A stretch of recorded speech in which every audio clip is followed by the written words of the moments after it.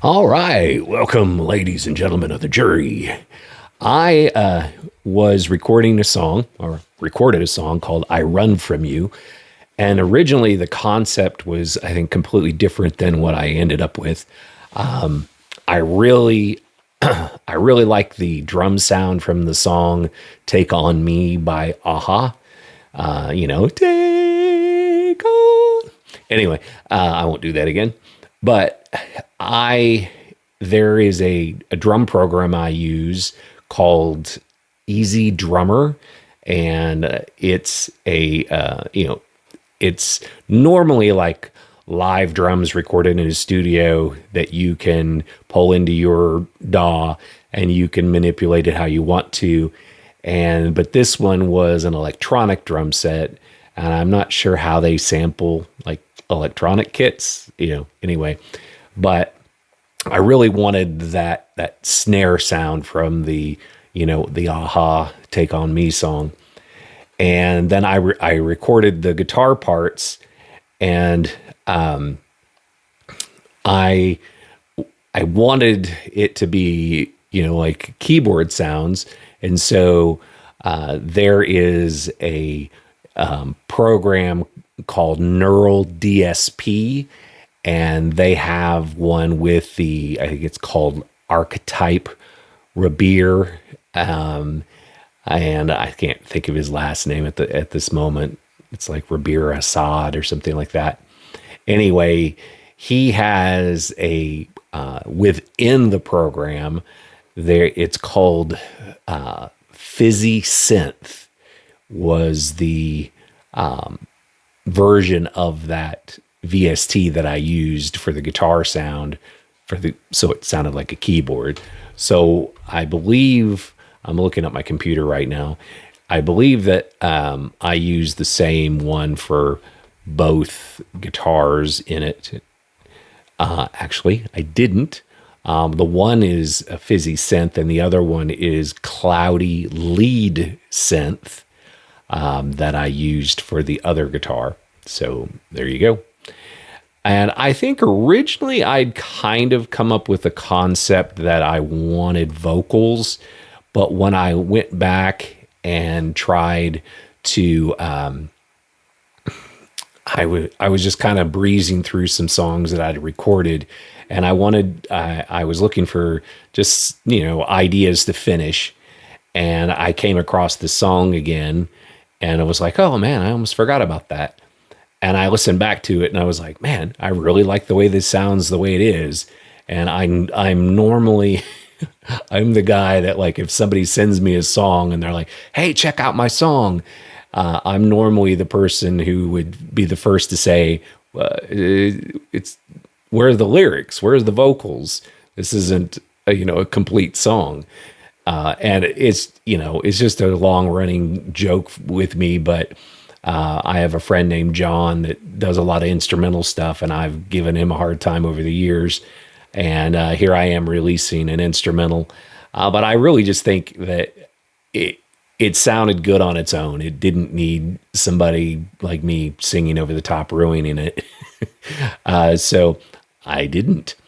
Also, there was another part in there, the song that I had. I believe it's a lead line that I used, and no, it's the guitar sounding part, and I use the Rabir Archetype program for that as well, but I used an ambient hole setting, and that one sounds like a guitar.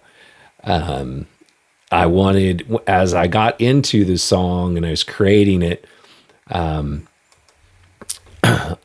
growing up, I had friends that were big Cure fans, and I was never really a Cure fan, but I do like how it's got this ambient, chill kind of vibe that's I don't want to say creepy, but a little dark in some places. And I got that setting on the guitar, and I really liked the way that it sounded. So I ended up going ahead and using that for the actual guitar parts. And I really wasn't dead set on that until I went back and, re-listened to this, months later after I had recorded it. And I was like, man, I really like the way that sounded. And this song is so different than from what I normally do. This is really just a series of loops. Now, the guitar parts were all played by me, and the bass was all played all the way through, but I ended up cutting, I think I did about half of it all the way through, well, half of it, and then cut it, and then made another repeated section. So it goes, I think, 2 or 3 times through. So it's not a long song, but it was a lot of fun to make. And then the cover for it, which I'll have while the track is playing in the background, not in the background, but during the video. And it was just one of these happy accidents.